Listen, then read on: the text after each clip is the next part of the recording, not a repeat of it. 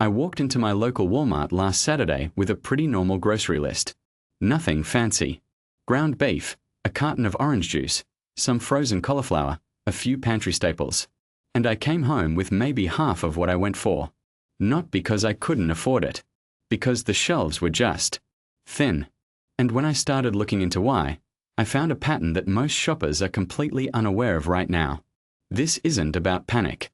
This isn't about hoarding. This is about knowing what's actually happening in the food supply this summer, before you get caught off guard at the register. There are 12 specific items I want to walk you through today. Some of them are things you probably buy every single week, and a few of them surprised even me. Especially number 7. I genuinely did not see that one coming, and when you hear it, I think you'll understand why. If you're new here, subscribe right now. This channel is about one thing: helping you stay ahead of what's coming so you can protect your family and your budget. Let's get into it. Item 1. Ground beef. Let's start with the one that hits the hardest for most families. Ground beef. If you've been to Walmart recently and noticed the price on that familiar green tray of 80/20 ground beef, you already know something is wrong. Ground beef hit around $6.69 per pound at the end of last year, and it hasn't come back down. In fact, analysts are forecasting wholesale beef prices to rise another 7% this year alone. The reason is something most media outlets aren't covering clearly. The US cattle herd right now is the smallest it has been in approximately 75 years. Think about that. 75 years. Drought, high feed costs, and years of ranchers selling off herds rather than rebuilding them have created a supply problem with no quick fix. I spoke to a guy who runs a small family cattle operation in the Midwest. He told me plainly, it takes years to rebuild a herd. You don't just flip a switch. The cows have to grow up, breed, and produce calves before any of that beef makes it to the shelf. There's no short-term solution here. The Trump administration actually signed an executive order earlier this year to import more beef from Argentina just to ease the pressure. When the government is importing beef to stabilize grocery prices, you know this is serious. At Walmart specifically, shoppers are reporting thinner selections in the meat case, less variety of cuts, fewer packages at any given time, and higher prices across the board. Ground beef that used to anchor a family meal for under $10 is now pushing $15 or more depending on the size of your package. Here's what I'd suggest. Start rotating in some alternative proteins this summer: canned tuna, dried lentils, boneless chicken thighs. Stock your freezer with ground beef when you do find a good price. And don't assume the shelf will look the same next week as it does today. This is about making your grocery dollar go further when the supply is working against you. Item 2. Orange juice. Here's one that snuck up on a lot of people. Orange juice. A standard carton of orange juice is up about 20% compared to this same time last year. 20%. On a product most families buy every single week without thinking twice. The backstory goes back years. Florida, which has historically been the heartbeat of American orange juice production, has been devastated by a disease called citrus greening. It's a bacterial infection spread by a tiny insect, and it slowly kills orange trees from the inside. There's no cure. Trees just stop producing viable fruit and eventually die. Florida's orange crop is a fraction of what it was just 15 or 20 years ago. And it doesn't stop there. The February 2026 cold snap hit Florida with some of the lowest temperatures the state has seen in a very long time. Citrus crops were already struggling, and the freeze pushed them further in the wrong direction. Minute Maid, which is owned by Coca-Cola, actually announced they are discontinuing their frozen orange juice concentrate entirely. They cited shifting consumer preferences. But the supply pressure is real. When a brand that big exits a product category, that's not a casual business decision. I checked my local Walmart not long ago, and the orange juice aisle was noticeably lighter than I remembered. Fewer brands, some gaps on the shelves, and the store brand option was nearly as expensive as the name brand used to be. If orange juice is a staple in your household, consider buying an extra carton or two and keeping them in the fridge. Or look at frozen concentrate while it's still around. It stretches further per dollar. This one isn't going to get better before it gets worse. Item 3. Frozen cauliflower and rice cauliflower. This surprised me more than almost anything else on this list. Frozen cauliflower has been quietly disappearing from Walmart freezer sections all over the country. And it's not just one region. Shoppers on forums and community boards have been posting about empty cauliflower sections at their local Walmart for weeks at a time, with shelf tags and barcodes still there, but nothing in the bin. California grows about 90% of the country's cauliflower. That is not a typo. 90%. And California's farming regions have been hammered by temperature swings, unexpected frosts, and heavy rainfall that disrupted planting and harvesting schedules. Cauliflower is particularly sensitive to temperature changes. It doesn't handle surprises well, and the weather has been full of surprises. Prices for cauliflower fluctuated by over 200% in 2025. 200%. That kind of volatility doesn't just affect fresh cauliflower. It ripples right into the frozen aisle, which is where most budget-conscious families are shopping. I looked into this myself after noticing the shelves were looking thin in my area. One produce industry contact told me that the supply pipeline for frozen cauliflower was disrupted early in the year and that restocking has been inconsistent. You might see it one week and not the next. The quality when it does appear has also reportedly declined. If rice cauliflower is part of how your household eats healthy on a budget, stock up when you see it. Buy several bags. It freezes well for months and the gap between supply and demand isn't closing fast. Fresh cauliflower, when you can find it, is worth comparing on price. It often works out to be a better value per serving right now. Don't get caught looking at an empty freezer bin and wondering what happened. Item 4. Canned tuna. Here's one that I think most people are underestimating right now. Canned tuna has been a budget staple in American households for generations.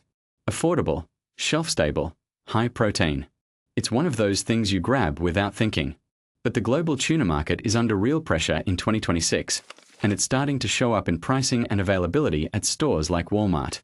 Yellowfin tuna prices have been weak globally, which sounds like good news, but it's actually creating a dangerous squeeze for producers.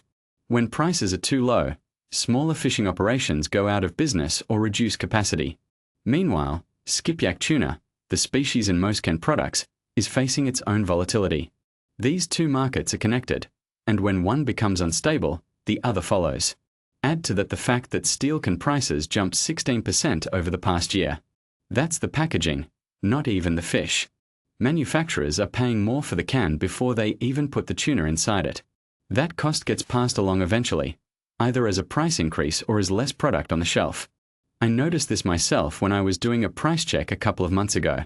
A standard 5-ounce can of Walmart store-brand tuna had quietly gone up, and the name brand options were running noticeably higher than I expected.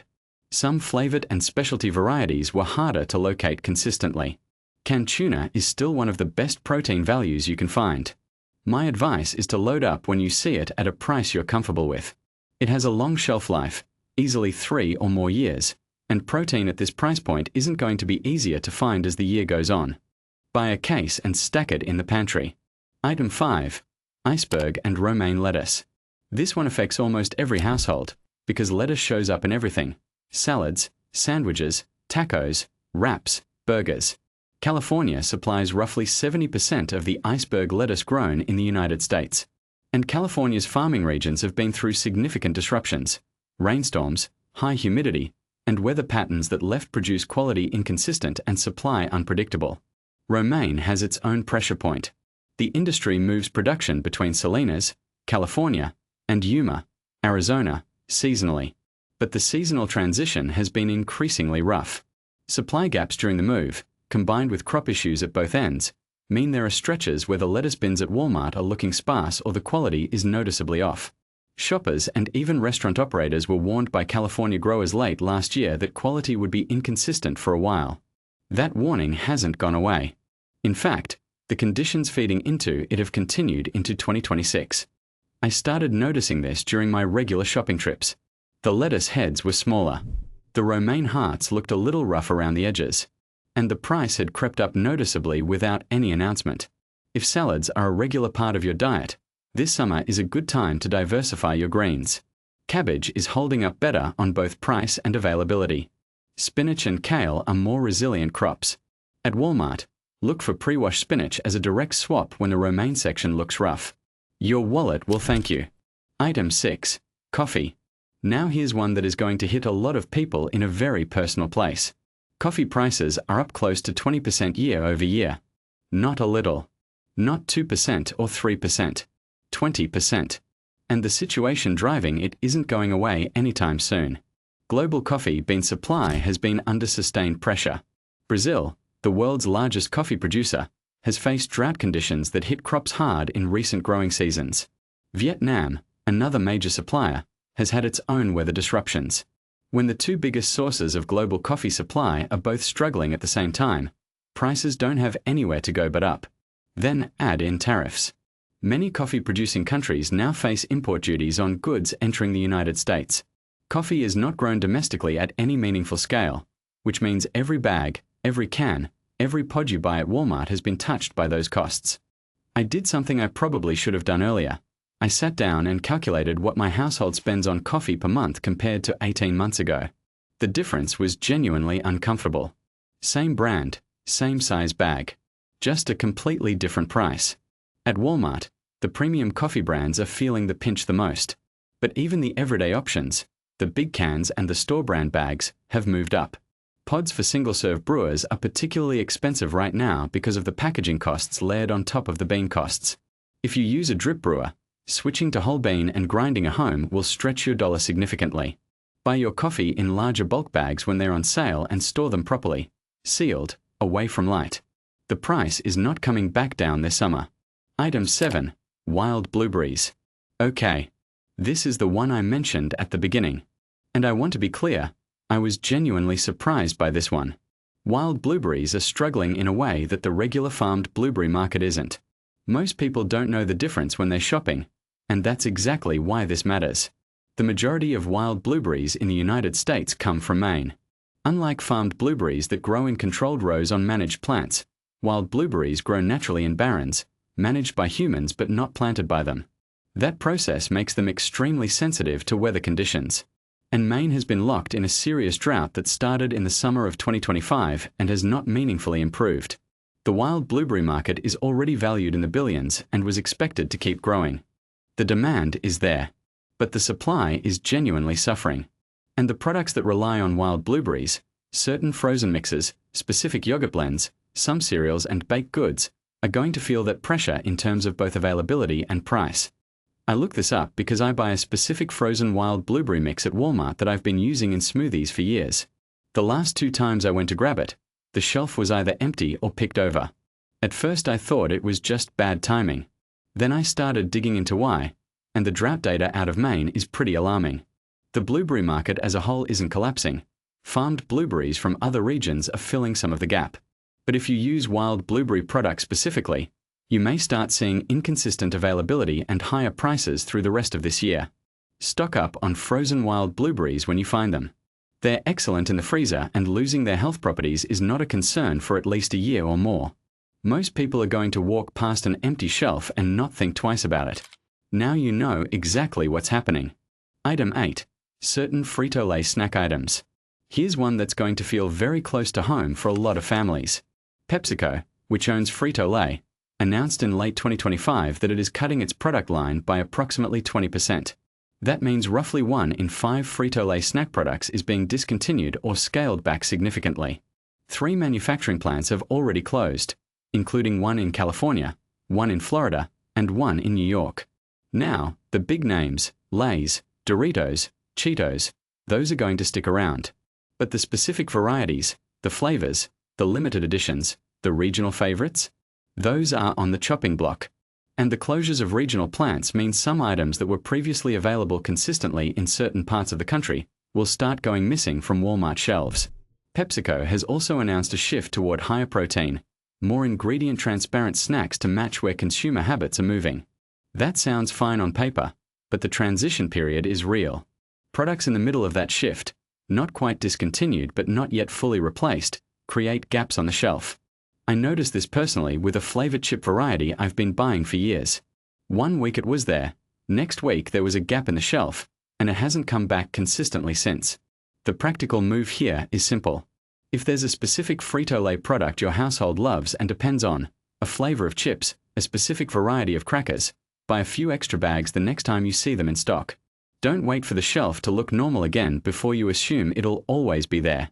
The snack aisle at Walmart is about to look noticeably different by the end of this year. Item 9. Certain General Mills cereals. This one has been quiet, but it's very real. General Mills reported a 20% drop in adjusted operating profits in December 2025. That's a significant number. In response, The company has been pulling specific cereal varieties off store shelves, including Honey Nut Cheerios Medley Crunch and other less dominant SKUs in the Cheerios family. The General Mills cereal situation is a combination of factors hitting at once. Climate disruptions to grain crops, wheat, maize, and rice have increased input costs. Consumers are buying more store brand and generic cereals to save money. And the GLP-1 weight loss drug trend is shifting breakfast habits for millions of Americans who are now eating smaller portions and different foods altogether. The company has actually recommended that consumers use an online product locator if a specific cereal they rely on goes missing from their store. That's a notable thing for a major food company to have to say. It means the gaps are real, they're happening, and they know about it. I've had a couple of relatives mention that specific cereal products they've been buying at Walmart for years have just stopped showing up. Not discontinued necessarily, but not available in that store, at that location. Reliably anymore. If your household has a go-to cereal, especially a name-brand General Mills product, pay attention to whether it's been available consistently at your Walmart in recent weeks. If the shelf is already looking thin or the product has been irregular, buy extra when you find it and look into store-brand alternatives that use similar ingredients. Item 10. Olive oil. This one affects a lot of kitchens that have switched over to olive oil for everyday cooking, and the news isn't good. Olive oil prices have been climbing for a few years now, and 2026 is not bringing relief. The primary culprit is the Mediterranean growing region. Spain, Italy, and Greece together produce the majority of the world's olive oil, and those regions have been hammered by record high temperatures and irregular rainfall that has devastated olive harvests for multiple consecutive years. When harvests are bad for 2 or 3 years in a row, the olive trees themselves are stressed. That affects not just current supply but future yields as well. Recovery isn't quick. The result is that olive oil at Walmart has quietly become one of those products where the price has crept up so gradually that many shoppers don't notice how far it's moved until they're standing in the aisle doing mental math. And at certain Walmart locations, specific sizes and brands have been intermittently out of stock. There have also been quality concerns in the broader market. When supply is tight and prices are high, some producers blend their olive oil with cheaper oils without clear labeling. That's an industry-wide issue, not specific to Walmart, but it's worth knowing. When you find a good price on a reputable brand of olive oil at Walmart, buying 2 bottles instead of 1 is smart right now. Store it in a cool, dark place and it will hold its quality for well over a year. This is one of those pantry items where buying ahead actually saves you money. Item 11. Baby formula. I want to address this one carefully, because if it affects your household, it matters enormously. There has been a global recall situation surrounding baby formula in 2026. A toxin contamination issue, involving a substance called cerulide, affected multiple brands and led to recalls across multiple product lines. The situation is being worked on, and Congress is actively discussing legislation to increase oversight and prevent future disruptions. But in the short term, certain formula products are genuinely harder to find consistently. This is not a situation where parents should panic. When a specific brand is recalled, in most cases it can be exchanged at the store or at the manufacturer level. Families receiving WIC benefits can contact their local WIC office for assistance finding alternative approved formula options. But here's the honest reality. Baby formula availability right now is not what it was 12 months ago. Certain varieties are inconsistently stocked. The process of rebuilding consumer trust and supply reliability after a recall takes time. If you have a baby in the house and you've found a formula that your child tolerates well, maintaining a reasonable supply on hand, not hoarding, but a few weeks' worth, is just smart. Talk to your pediatrician if you need to make a switch and don't wait until you're on your last scoop to look for alternatives. This is about protecting the most vulnerable members of your household. Don't wait to figure this out. Item 12. Spices and imported pantry staples. I'm ending on this one because it's the sleeper item, the one that quietly affects your grocery budget every week without making headlines. Spices. Imported condiments. Specialty sauces. The kind of pantry basics you reach for every single time you cook. Most spices sold in the United States are imported. Cumin, paprika, turmeric, black pepper, cinnamon, oregano. These come from India, Vietnam, Indonesia, Mexico, and other countries that are now subject to elevated tariff rates. According to Walmart's own earnings commentary, the company has acknowledged it cannot fully absorb tariff-related cost increases across all product categories. Walmart has been transparent that tariff costs are rising and that prices will be going up. NPR actually conducted a detailed pricing survey across dozens of Walmart items and confirmed that tariffs are showing up as real price increases on the shelf for many imported goods. The practical effect is that small jars of spices that used to be $1.50 or $2 are now heading toward $3 or $4.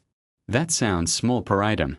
But when you add up cumin, garlic powder, onion powder, chili powder, paprika, and the rest of what a kitchen goes through in a year, the number becomes significant. I went through my spice cabinet recently and made a list of everything I use regularly. Then I looked at current prices versus what I paid a year ago. The increase across my full spice list came out to about 40% more per year for the same items.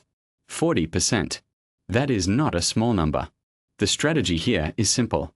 Buy in bulk when you can. Larger containers of core spices at Costco or from bulk food websites are often 40 to 60% cheaper per ounce than the small jars at Walmart.